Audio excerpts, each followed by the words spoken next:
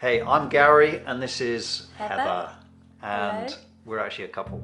But no, we're the founders of Freedom Church, and if you don't know us, I hope one day we might get a chance to meet you. But we have a story to tell you, and something about everyone's story is getting to know who they are, and so we want to share a little bit about what that is.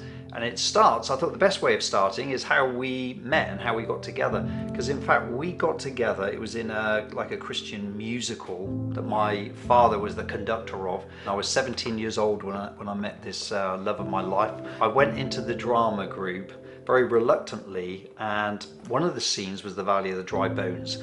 And I remember lay on the floor pretending to be bones, looked across, and then I caught eyes with Heather. And it was at that moment I thought, I like what I'm seeing. So I prayed about it a bit, and within a few weeks we went out on a date, and we just got on so well. And it was only then a few months later, after going out together, that we just both knew there was something about a future together with Heather. I had to know that she perhaps she was aware of what she was getting herself into, because we talked a bit about the future and stuff. And then I popped the question, and the question was, how do you fancy being a missionary's wife? And with that, Heather looked totally confused, because she thought, do you know a missionary? Because at this point, I'm 18 years old, I'm not a missionary, and I asked her, and that's where the And I journey said then yes. began. Eventually. So my background is the Salvation Army. Some of you might not know what that is. It's quite a traditional form of church, and I was raised in that from the year zero. Who Jesus was, he was really in the storybooks, but he wasn't really someone who was real to me until I was 10 years old. We had a boring service, and it was like, what could we do to have some fun? On this one occasion, we were on the platform, and we were in the young people's band. And just before we started, we decided to play a game. We all got sort of a chance to pull a straw, and the shortest straw would have a dare. If you get the short straw, when he does the actual challenge, you're going to need to get off from the stage and come down to the front and kneel at the mercy seat. So anyway, we pulled the straws, and who had the short straw? It was me. People's eyes were closed. He did the challenge. Who wants to follow Jesus today? I put my hand up and then proceeded to get off and the platform, go down the front. There was about 200 people there. I was the only person. I knelt on this red mercy seat, and I was there remembering, oh my goodness, I'm doing this. I looked up at my friends. They were laughing. We thought this was a big joke. But then something happened. And this is what surprised me so much. I wasn't there looking for Jesus. I was having a big joke. And even now, I look back and I know that Jesus came looking for me, because while I was there, kneeling, having a laugh, suddenly I closed my eyes, and then suddenly I felt a hand on my shoulder, but there was no one there. I felt a hand on my shoulder, and within an instant, I knew that God was real, that Jesus died for me, and that he had a plan for my life at 10 years old. And he said, I want your life. And at that moment, I just burst out crying. I remember crying so much, I was so embarrassed, I ran out of that room, and I ended up going to hide in a cupboard for an hour, because something came over me, and I just had this impact from the love of God in that moment. I didn't have a big plan that I was going to change the world. I didn't have a plan that somehow, hey, I want to be a pastor or a missionary. But God came to meet me in such a powerful way. I could not deny that he was there for me. And I walked out from that place, never ever doubting that God had a plan, big plans for my life and my future. Didn't know how it was going to happen, but from 10 years old, I knew it. And that's how it started at the beginning.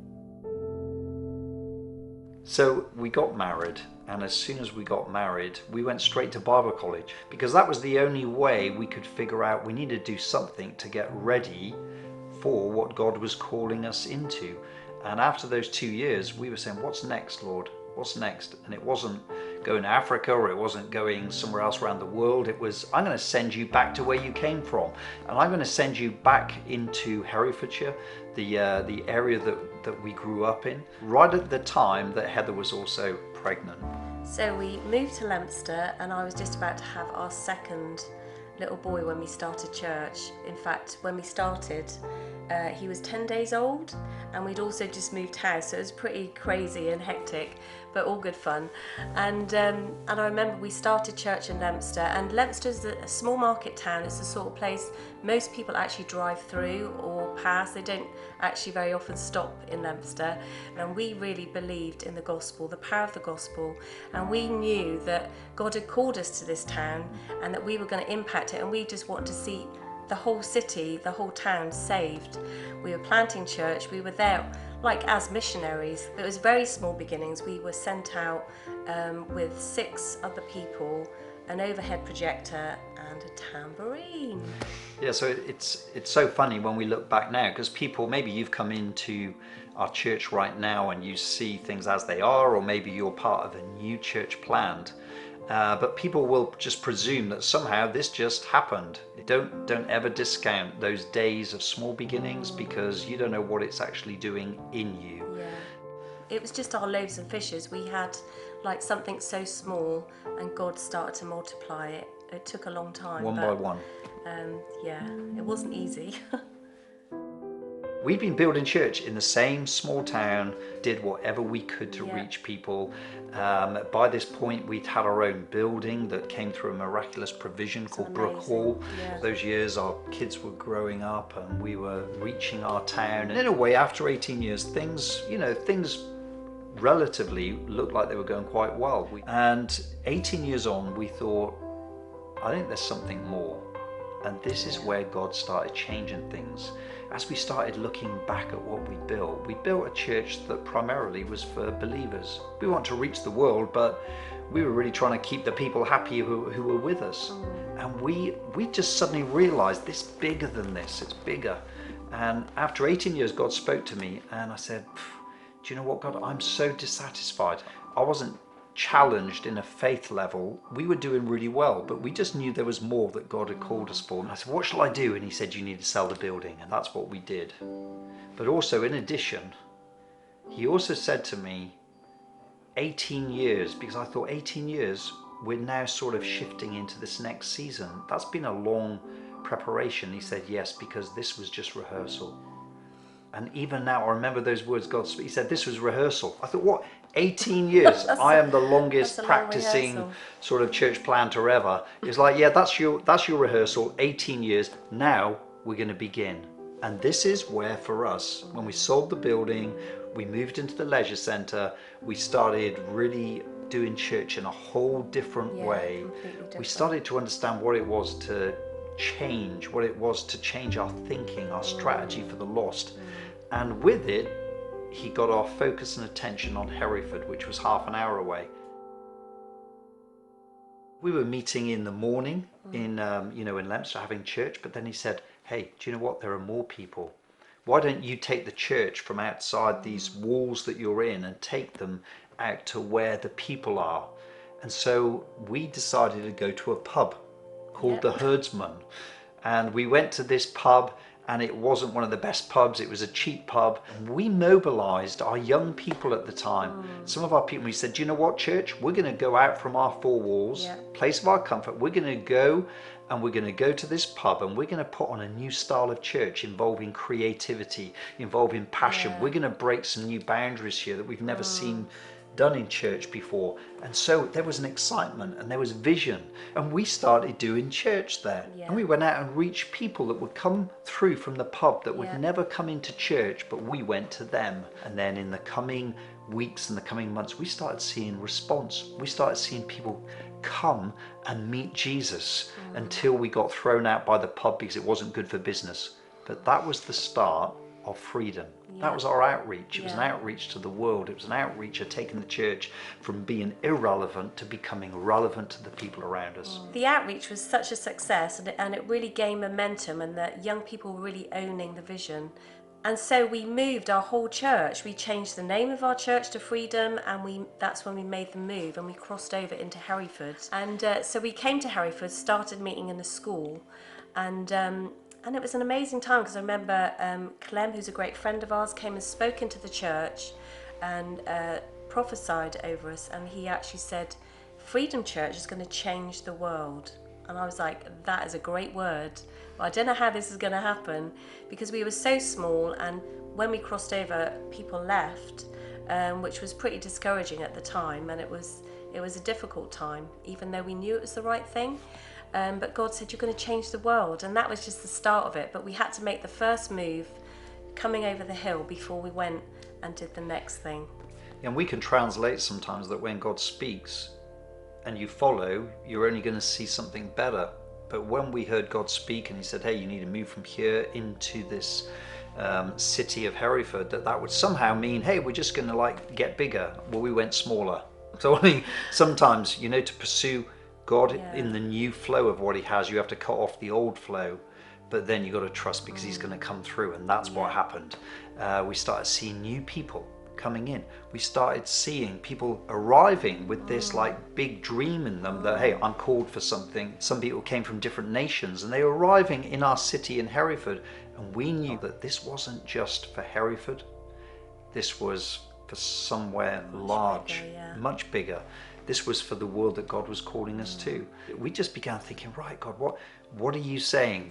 We've moved from Leominster to this small town into Hereford, this city, and now it's like it seems to be bigger. See, God's got a plan that's far bigger than ours, and from it, he said to us, the first thing was, you need to draw a circle around Hereford, a 100-mile circle, and you need to plant your first church. Because that's what churches do. That's what my believers do. They multiply. They don't sit in a room and just get fatter. They go and they change the world.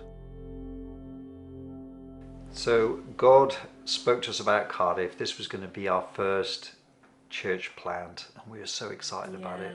Going into this city, taking this heart and this message. But with it, he was also saying to us, how are you going to do more than one campus? What if there's multiple campuses? And he challenged us, and he said, yeah, I want you to go and, you know, multiply. But if you're going to multiply, you've got to be intentional about what you're multiplying. And there is something of the vision and the heart that makes you freedom that you need to be intentional about. And so we came up with our DNA, and there were quite a few of them. And up to just recently, we've reduced and simplified that down to our current 5 DNA. And, you know, that came out from this point, which was 2010, that we did this, because God was saying, you need to have a DNA that each church you plant has the DNA. So when you turn up there, and when people turn up, they say, this is Freedom Family. Doesn't matter what culture you're in, doesn't matter what country you're in. It's like, see, that's not to do with it. God was saying, no, this is kingdom culture. It's the culture that I've called you to build, and I've trusted you with this. So that's what we set about, is putting together our DNA, what it meant, and then we went into Cardiff and we launched our first campus. We very quickly realised that we had to raise up leaders to be able to do this. We really knew that we had to start an academy, but we had no idea by doing that how God was going to use that, and has brought people for us to train up to go, and it's been incredible. So God gave us this incredible vision through academy, through taking young people ready to put aside a year to sort of train. We built into their character, we built into their understanding and knowledge of church planting, and that's just been growing year after year, where we have seen hundreds come through academy, and it is every year is just increasing. We can have great vision to change the world, but unless we're committed to raise up leaders, you know, it really remains a dream. And I think this is such an important part within Freedom, you know, that you'll see that we want to invest in raising the potential in people. That's through intentional investment. That's what Academy is. That's like a fuel for what's beyond. So after we planted Cardiff, we saw amazing things take place there. But we soon realised that God had far more than Cardiff. And it was within that year that we ended up responding to the call to go to Kampala, Uganda. And I think God was even testing us with that call. It's like, oh, is this to do with where I called you to, or the fact that I called you? And it was only within months that we ended up then going to Belgium, and we were in Bruges, and then we ended up in Cambodia. And I could go on and on what God was doing in opening up and saying this is more than just the UK. I have a global mission for my church. Amazing. Will you be willing to respond to the call anywhere? Because this is about connecting anyone, anywhere. We did that for a period of the next few years. We saw several campuses planted out, but then we knew that we needed to do more and we needed to strategize a plan. So we went away as a leadership team and prayed into that, and God gave us a vision, fresh vision for this season. And as we prayed, God said, okay, I'm going to give you 10 locations in the next 4 years, and it's known as 10-4 in Freedom. And this 10-4 vision was to see 10 new locations in the next 4 years planted. When we gathered together as Freedom, we unrolled this vision and shared this vision of we're going to go to these 10 nations. We don't know how we're going to do it. We're already stretched. We're already at a place of trying to work out how can we even afford it. And God said, this has nothing to do with it. This is to do with you responding to the call. And so our church rose up and said, we believe that we can do it. So in the middle of 10-4, we realized that God was really refining, our vision for the future. What's the mission you've called Freedom Church? How could we put it together in one phrase? And this is what he gave us, that I want you to connect anyone, anywhere to a life-changing relationship with Jesus. That's our mission, Freedom Church. He said to us, anyone, anywhere, and we use that term. Maybe you've heard it already, that many of our people use. It's like anyone, anywhere. They might be in this corner of the earth, they might be from this culture, it doesn't matter who they are. And we can just have a message, but if it's not connecting, we're going to miss out. So our goal, our mission, our vision is to connect anyone, anywhere with a life-changing relationship, something that is relevant, that is going to change their life. That's what happens when you really meet Jesus. So one of our DNA is everyone matters, and we're so thankful that you're here, that you're listening to this. We want to invite you to join us on this great adventure. It's an amazing thing to be part of, and it's part of a church planting movement like this. We feel privileged ourselves to be part of it. We've come on an amazing journey, and we are, you've said this already, that we're more amazed than most people that God could take what we had and he's multiplied it just through faithfulness. And I know I'm speaking to people right now, all in different, you're in a different perhaps place, different position. Maybe you're on a journey, but I want to invite you to be part of our journey. Even from hearing our story of where we've come from, that there is something in this that just resonates within you. I just believe that every one of us should be rooted into local church, because the church is the hope of the world. And we love the church. We love the church. There's different expressions, but this is what God has called us to build. This is the vision he's called us to run with, and we're going to be faithful with it. As one of our DNA is everyone matters. You matter. It doesn't matter what your age is. It doesn't matter where you've come from, what your history or your background is. I'll tell you what, we have seen firsthand what God can do with people, messed up people, people that perhaps are confused, people that got lost. When you put your trust in Jesus and his church, everything changes. And so I'm encouraging you to consider, will you become an owner? Will you become part of owning this vision? Because we can't do this, and we didn't get here by ourselves. We got here because others said, I want to come and carry the flag. I want to come and get a hold of this vision. I want to go and change the world. And I believe everyone I'm speaking to has the potential to change the world in some way. So I want to thank every one of you for joining us. From the bottom of our hearts, we're so grateful that we get a chance to do this, to do it with the most amazing people. And so we want to thank you for joining us. We'll be praying for you in the next step that you have.